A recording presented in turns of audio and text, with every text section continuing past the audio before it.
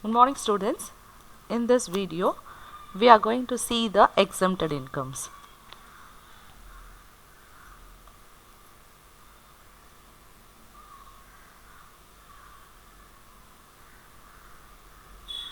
Exempted incomes under section 10 of Income Tax Act. It's a list of incomes which is not included in gross total income. Such incomes are tax free. First we will going to see about the agricultural income, section 10 subsection 1. Under this section, the agriculture income earned by the taxpayer in India is exempted. If the taxpayer earn income outside India, it is not exempted. The next is amount received by a member of the HUF. HUF means it's a Hindu undivided family from the income of the Hindu undivided family, or in case of impartial estate out of income of family estate. Section 10 subsection 2. In HUF, any amount received by an individual from income of the family or income of an impartial estate belonging to the family, it is exempted. Next is share of profits received by a partner from the firm. Section 10 subsection 2a. Share in the total income of the firm is exempted in the hands of partner. Further, share of profit received by a partner of LLP will be exempted in the hands of such partner. I will tell you what is LLP. LLP is meant by Limited Liability Partnership. It is a partnership in which some or all partners have limited liabilities. It's called as Limited Liability Partnership. Next we are going to see about interest on notified saving certificate. I will tell you what is national notified saving certificate. It's mean by it is a Indian government saving bond primarily used for small savings and income tax saving investments in India. Under section 10 subsection 4b, interest received from national saving certificate issued before 1st day of June 2002 by the central government to a non-resident being a citizen or a person of Indian origin, it is exempted. Next is technical fees received by a notified foreign company. Section 10 subsection 6c. For technical services project connected with security, the agreement is created between notified foreign company and central government for providing services in or outside India. Any income arising to notified foreign company by way of fees is exempted. Next is royalty or fees received by non-resident from National Technical Research Organization. Section 10 subsection 6d. A non-resident provided technical services to National Technical Research Organization and income arising by way of royalty or fees will be exempted.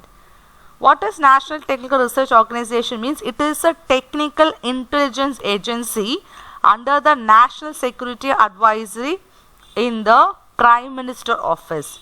It was set up in 2004. Next is allowances, perquisites to government employee outside India. Section 10 subsection 7. Any allowance or perquisites paid outside India by the government to a citizen of India for providing services outside India, it is exempted under section 10 subsection 7.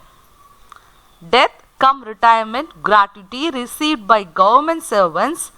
Section 10 subsection 10 clause 1. I will tell you what is gratuity. Lump sum amount paid for a meritorious service by an employer to the employee at the time of resignation, retirement, to the legal heirs at the death of the employee. The gratuity received by government employee under the central government, state government or local government is exempted. For others, follow the provisions under section 10 subsection 10 clause 2. Next is tax on perquisites paid by the employer, section 10 subsection 10 CC. Any facility provided by employer to employee, it is called perquisites. We have two types of perquisites. One is monetary perquisites and the second one is non-monetary perquisites. The tax paid by employer on behalf of employee on non-monetary perquisites will be exempt from tax in the hands of employee. Next is amount paid on life insurance policy, section 10 subsection 10D.